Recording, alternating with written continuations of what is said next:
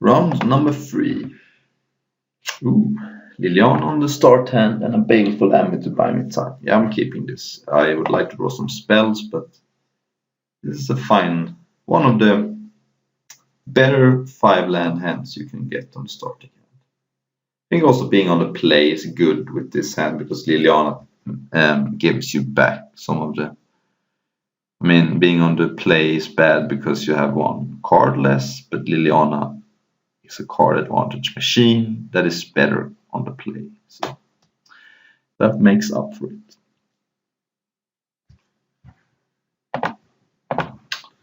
Okay. Doesn't matter if we play a swamp or a plains turn 1. We will want to have at least one plains in play on turn 2 if we draw Gideon.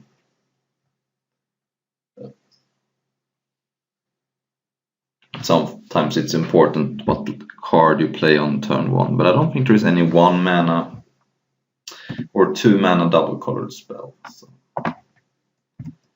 drawing a land kind of sucks. But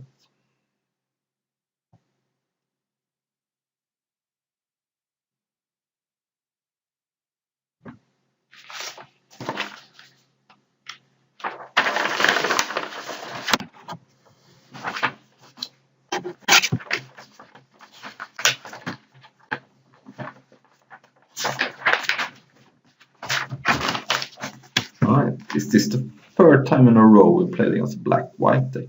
Seems like it's a very popular combination in this sealed format so far. Ooh. Alright. Well.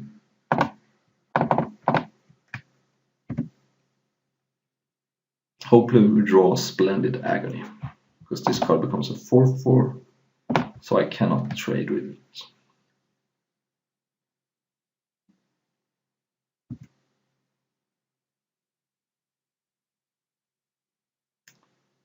So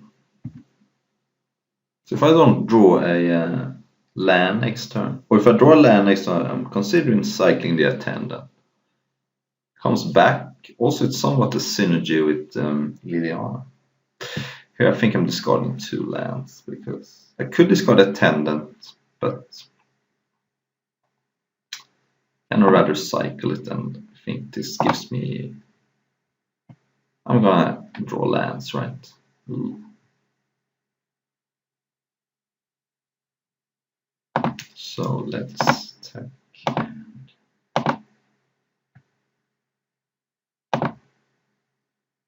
I'll cycle this now. Yeah, so that was one of the reasons I did that. So I could Liliana and get back the Avon Attendant, but I could also just embalm. Alright, that's kind of sweet. And the exerts here, it kind of is decent for me because of Liliana. I mean, I was considering not playing Liliana next turn just because then Glorybound can attack it. But now next turn Glorybound is exerted, so it works out better for me. So if I play Liliana, I can tap something. The only thing is that I'm not sure I'm gonna even. I think I may want to stay back with the Baleful to block the Sporing Mummy if I can. I think I'm making a zombie this turn. Next turn I may reconsider. So I'm not going to attack with the Baleful Amulet. I think protecting Liliana is more important. So milling cast out was not great, but getting Soul Stinger in the yard is somewhat sweet. I'm not gonna attack here. Yes, my opponent can tap my Baleful Amulet, but then he only has 2 mana left, and then I can double block his Sporing Mummy. The thing is, my opponent said congratulations to my pool, but he hasn't even seen the Gideon yet. So yeah, not attacking. And I may Getting Soul Sting when you play is pretty good against Glorybound Initiate because it just blocks and then kills it. Because it will only have one toughness when Exert wears off. Alright, that's a good one. Ooh, that was a good draw. That was a really good draw. So, the Liliana Ultimate is interesting, but two of my opponent's creatures survives it, whereas, yeah, I also get to have some creatures survive it. So I have a decision to make.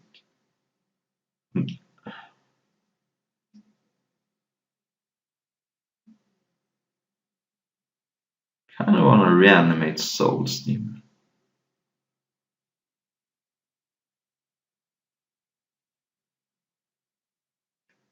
This protects me very well here. But then he has Fanbear, I suppose. This is interesting. Really hard, actually.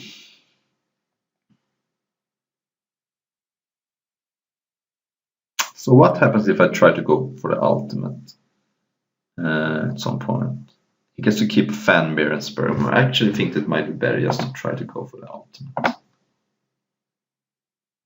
And tap that. Not that I'm attacking anyway, but play Edifice. Pass the turn.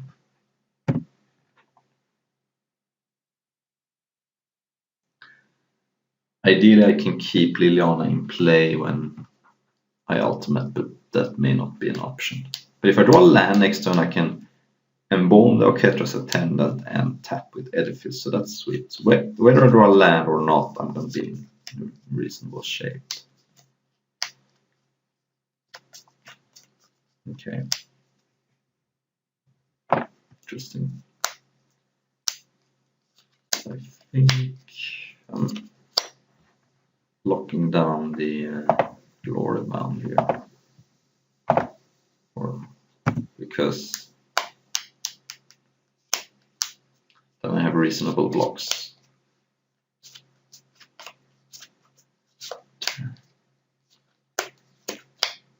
No attack, so he doesn't have a cycle. Oh, that's a zombie. That's kind of unfortunate. Ooh, that's not bad. So yeah, I think I may actually try to keep Liliana in play if I want to ultimate it. So I'm going to make another zombie. And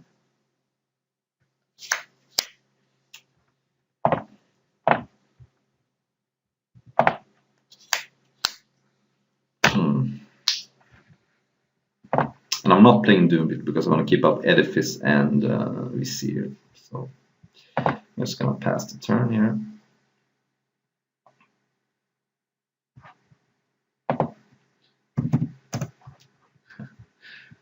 So,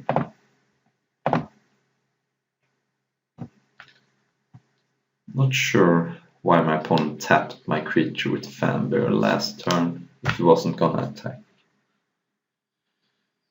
But I want to keep Edifice up, so that's why I didn't embalm anything. Yeah, this seems okay. Oh, he's just conceding. Okay. Yeah, this game was looking pretty good. I think I may have actually ultimated Liliana if I had the option.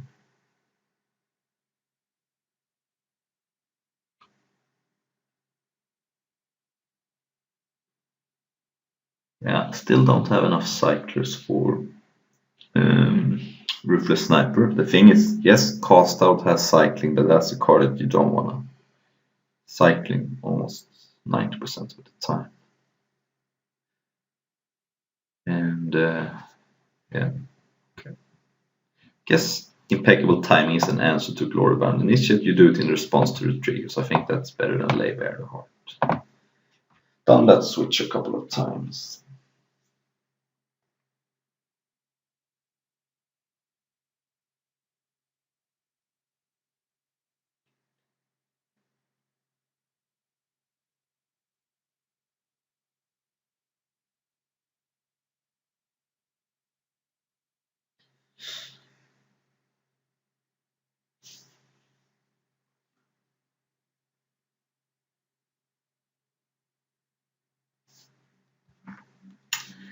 Yeah, his hand is not spectacular, but capable. The question is what I do turn 2. I can either cycle Wandering Death or Wasteland Scorpion.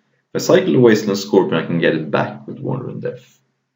It's a little bit of synergy. But then again, I may also want to just cast Wasteland Scorpion. But I have a free drop, so we'll see. Wasteland Scorpion is an answer to Glorybound Initiate. So. Okay, that's another free drop. So now I'm actually leaning on cycling the Wasteland Scorpion. Unless he goes Glorybound Initiate. Then I may need to have an answer for that.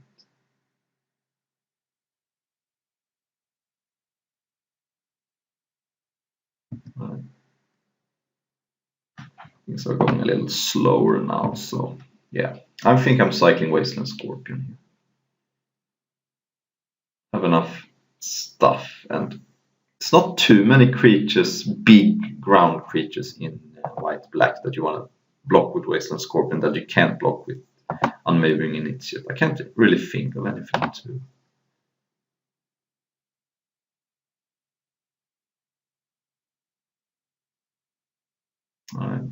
It's kind of neat with the fanbear.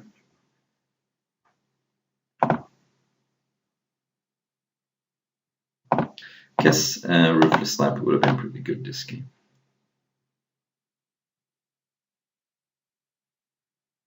I think I've drawn all my non-cast out cyclers and would have just sniped the fanbear. But my opponent would not have put the counter on the fanbear then, probably. Alright. I guess there's a cast out. It's cool. I think I'm playing the Initiate, so it's a nice trade for the Baleful if I get the option. And I'm not panicking just because my opponent has a big lifelinker in play. This deck can play a control game pretty well with the Planeswalkers and the Wandering Death. So.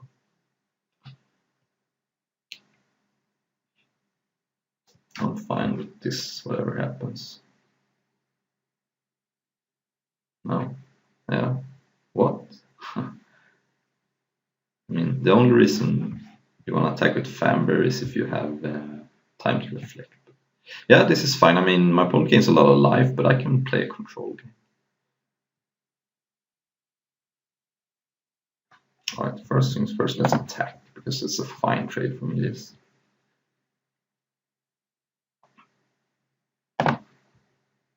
This is a fine trade.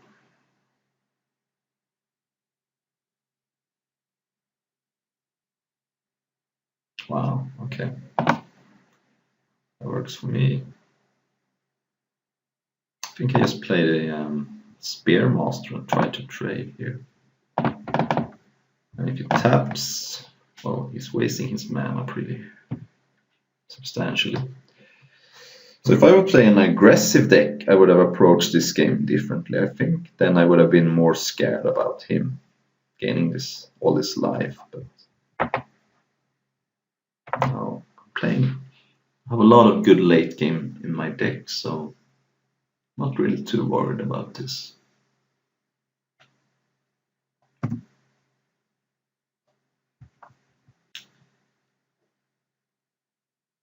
Okay.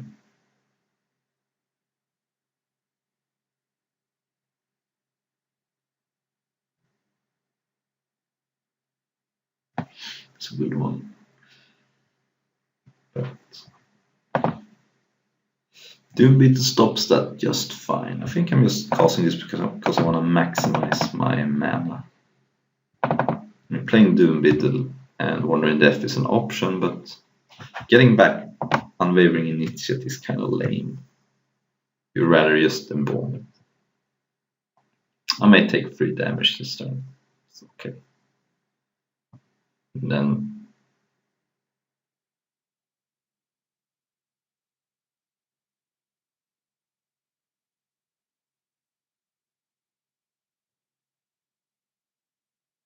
Alright. I think I'm trading for Baleful Amulet. Yes, having a flyer is nice, but I can get it back in 2 different ways, so seems like a fine trade if my opponent is allowing it, which is not.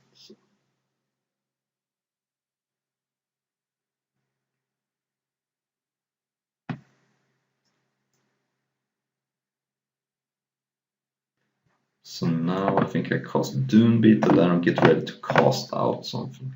I don't want to cast out the Fanbear because my opponent is somewhat choked on mana. But this way I have 2 decent blockers, and I may just cast out the Unwavering Initiate, depending on what happens here. A lot of good late game going on. Yeah, it will suck if he plays like Archdemon if needed, but he needs to have that in his pool. Yeah, especially if my opponent goes aggressive like this. So what I will do is just block the Initiate. Now I can't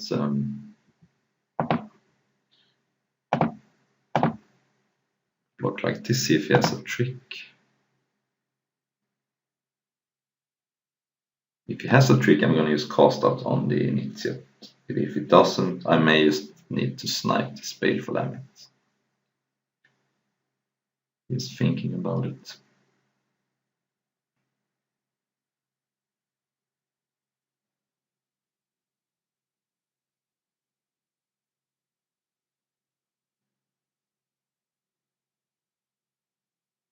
Alright.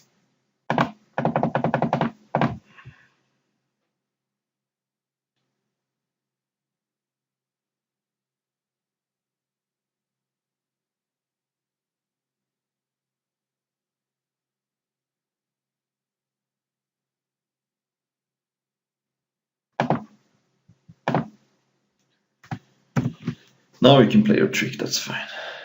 Okay, no.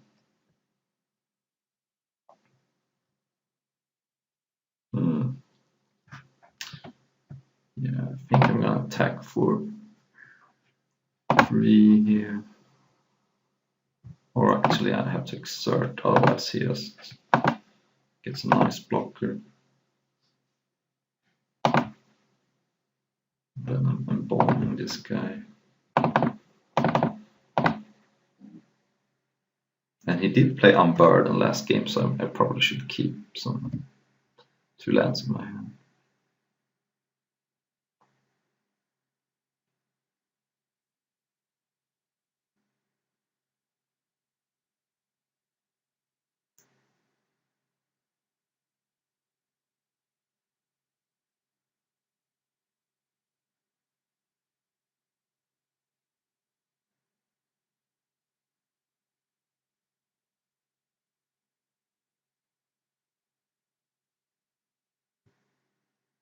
Alright, I can trade for that.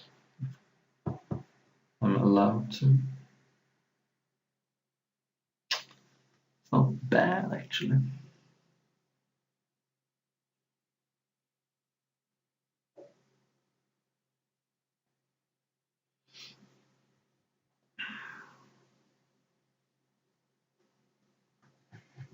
It's just a bomb that.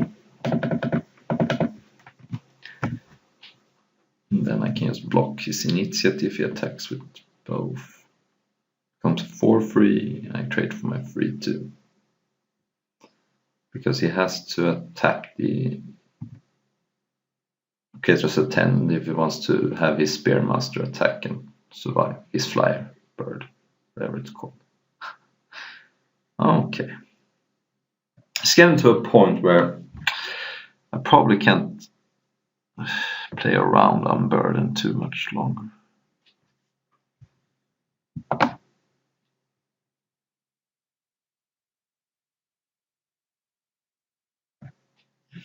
But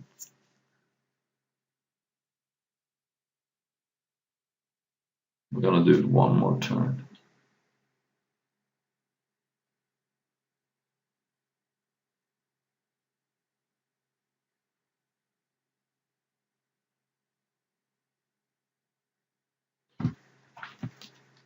I really want to keep the zero deferment up when I'm at 11 and he can make a big attack, so I'm not gonna give Blighted Bat haste here. So just attack with this guy.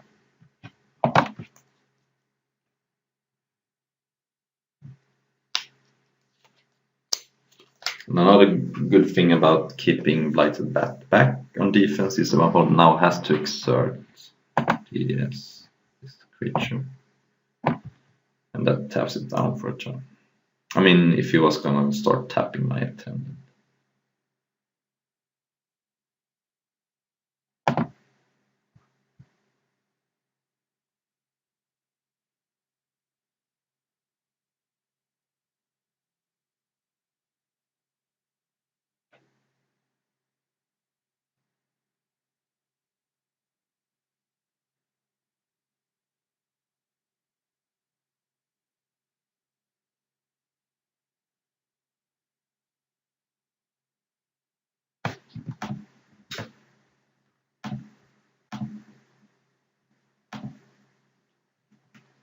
Opponent is slow down.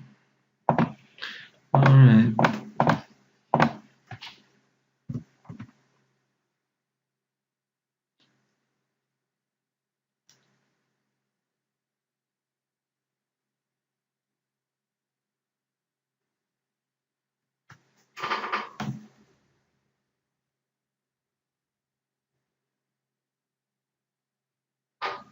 So my opponent is going for it. I like it. Well, he can attack with this exert flyer, and I can't do much about it, but let's see here. So I don't think I want to cast his pre-blocks. I think it's better just to block like this. Then right now I'm taking 8, but I'm not going to take it. I'm going to flash in the Vizier and remove the Horror of the Broken Lens. I'm not too worried about him embalming this because he has a Famber in play, and but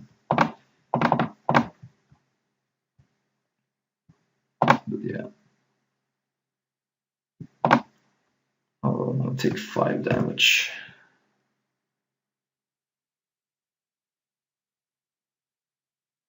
And he has already cast 1 in Oketra's name, so it's kind of unlikely he has more.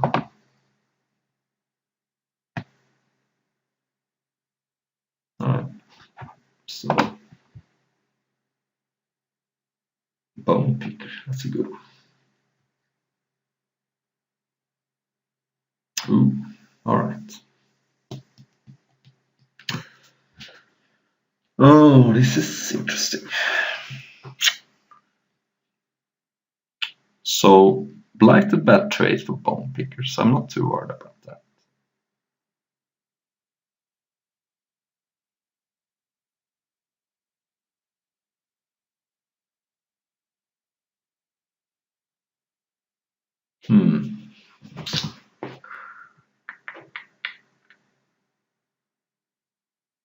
Could just Splendid Agony the Bone Picker and attack for 5 in the air, but then I'm kind of naked on the ground. Could also kill Fanbearer, but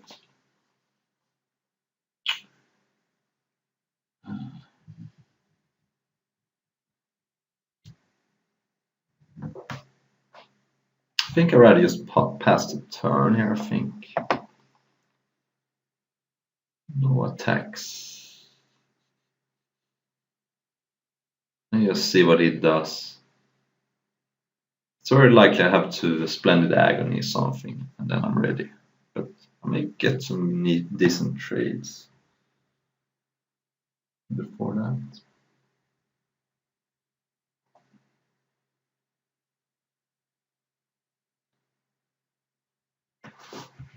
So no attacks.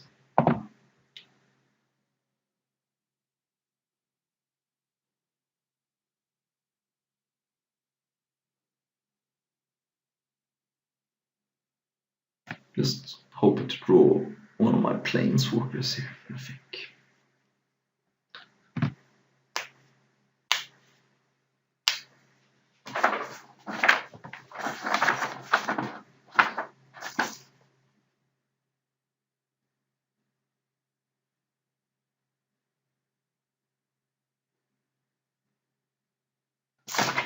Okay.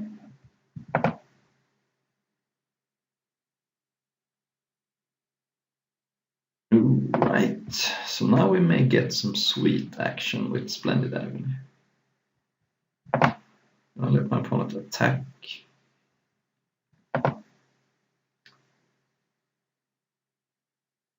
Alright, this is spicy.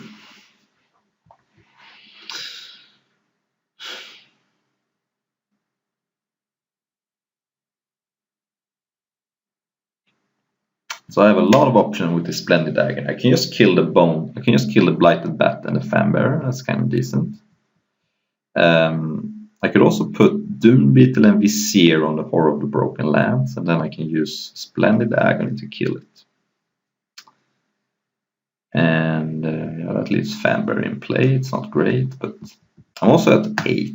Blighted Bat almost assuredly blocks Bone Picker. It would be really nice if I blocked Horror and he puts the Dune Beetle first.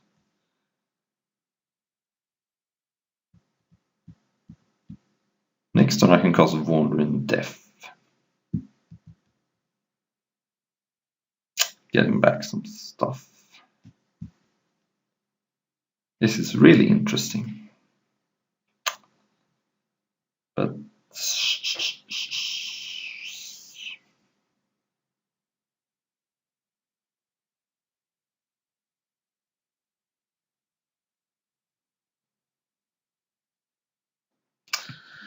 I think I'm actually gonna let Blighted Back survive. Let's start by block that on that. Actually, one play I also can make is to kill Fanbearer and Horror of the Broken Lands and leave Blighted Bat alive, because I have a Kedra's Attendant to block it. And I can also get back Blighted Bat. So yeah, I think. Ooh. Alright. I think I'm actually gonna kill the Horror and the Fanbearer and leave Blighted Bat alive. I think Fanbearer is better than Blighted Bat at this point.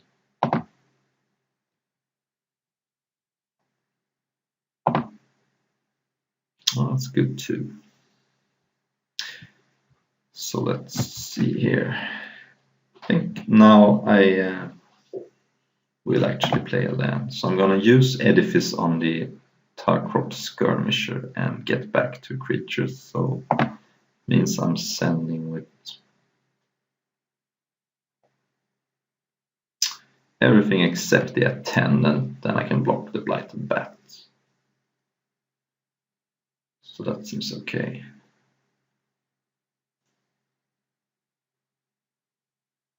Then I can Edifice Tarkrop. If he has a removal spell, I go to 4. It's not a huge disaster against black. White, unless he has Mountain and Cut Ribbons. But that seems unlikely. Pause this. So yeah, no exert.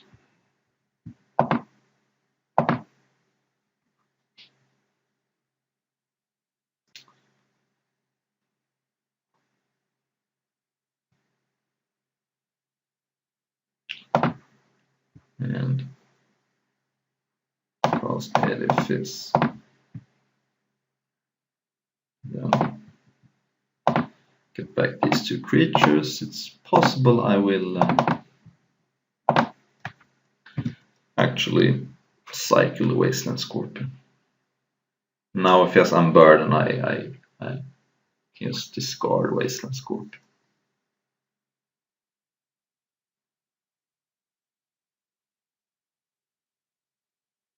Full art land. Gravedigger, that's a good one.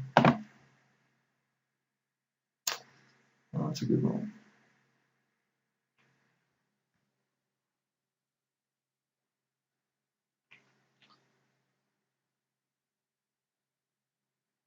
Bone Picker. Don't think if Bone Picker is gonna die this turn, he has to suicide the Blighted Bat. So I think he should have maybe just gone to combat first, but and he doesn't have Unburdened. Way tapped his mana. Guess you could have a trick too, that would be bad.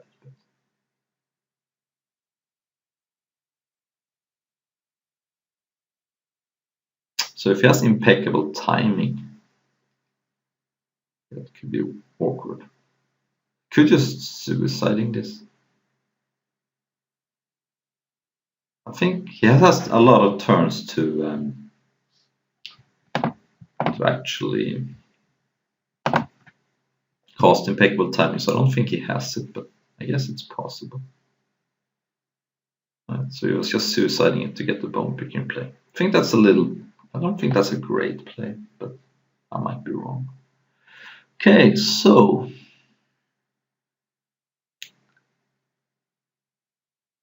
I think I'm gonna cycle this.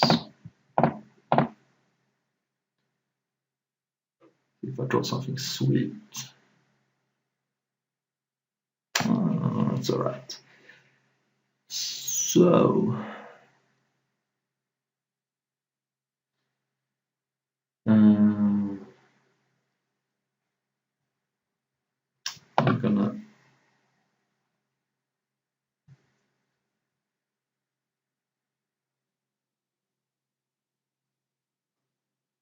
exert this and actually trade away this here.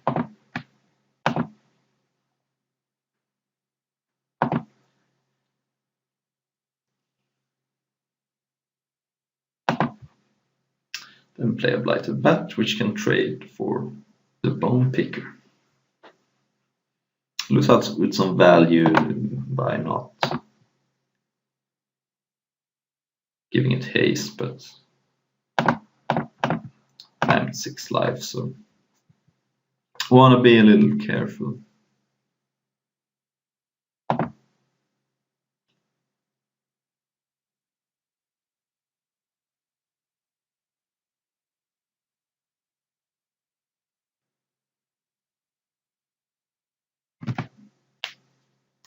This game is close.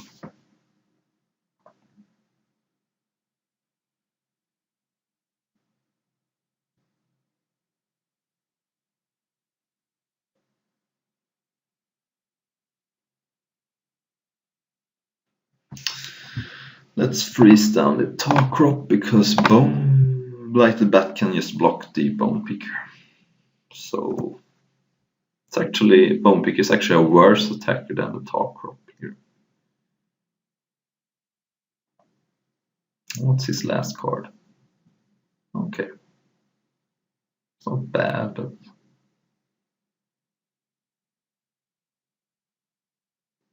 okay, I would really want to draw a lander.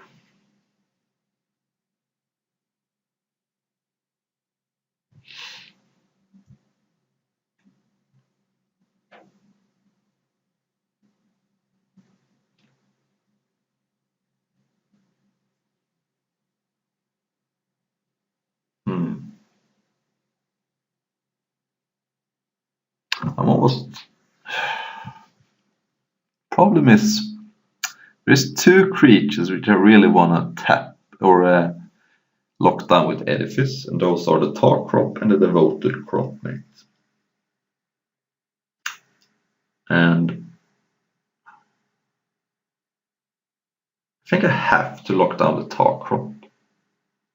It just gives the entire team too much advantage here.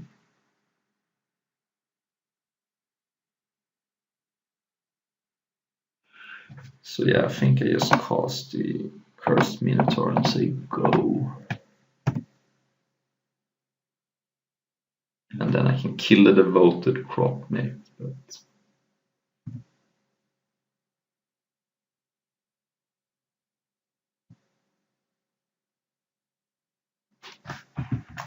so then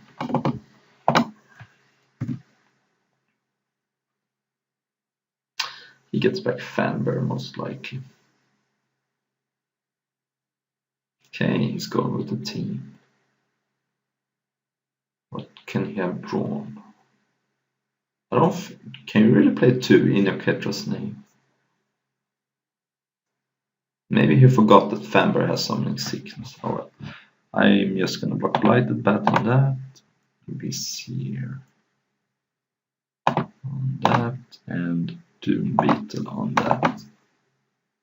Oh no, I mean Doom Beetle goes on that, and then can I take 4?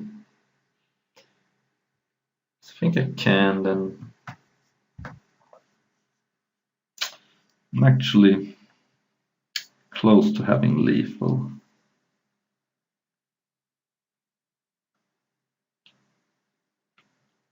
Yeah, I think I can take 2. And if he has a mass pump spell, then yeah, probably lose.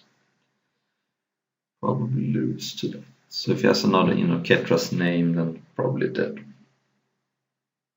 Not gonna play around.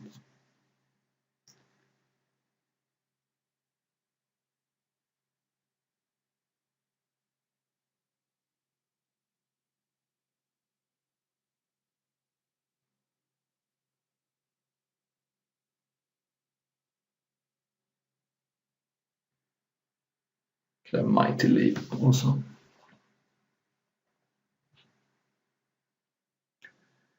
Nothing of that sort, at least. Alright. So, now the edifice is at the point where I can actually use it on my turn and freeze down a blocker. Did draw Binding Mummy, that's kind of sweet. So if I use Edifice on the Fan Bear, then in theory he has a Chomp Block with the Tar Crop or take Lethal.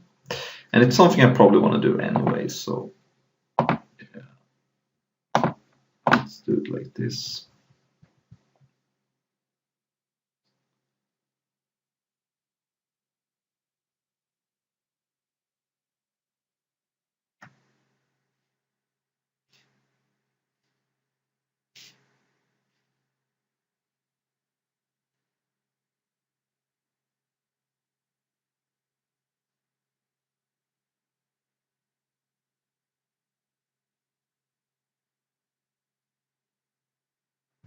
So now, if I attack with the Menace creature, the Spearmaster and the bird, he has to put something in the way, which I think is good for me.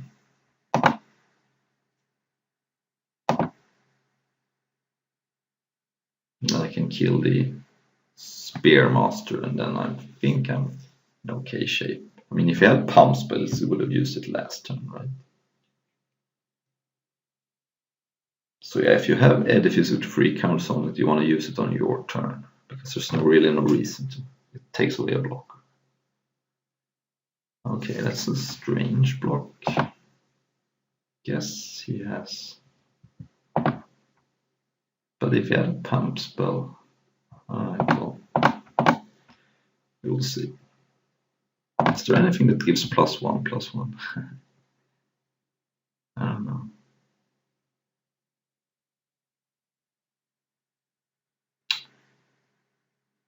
Can't think of anything. I guess if he has if he had Wayward Servant and another zombie, but he only has 1 card in hand. So. Okay, do you have a Pump Spell? No. Binding Mummy. Isn't my opponent dead now? Yes, he is. Oh, yeah. I target the Binding Mummy. And then, if I target the Fanberry, he could have just tapped in response. So, do it like this. Baleful Emmet's not a zombie. And then he blocks the 2/2 and is dead. Okay. So I was originally planning to do 2 rounds, but since this round took so long, I only have time for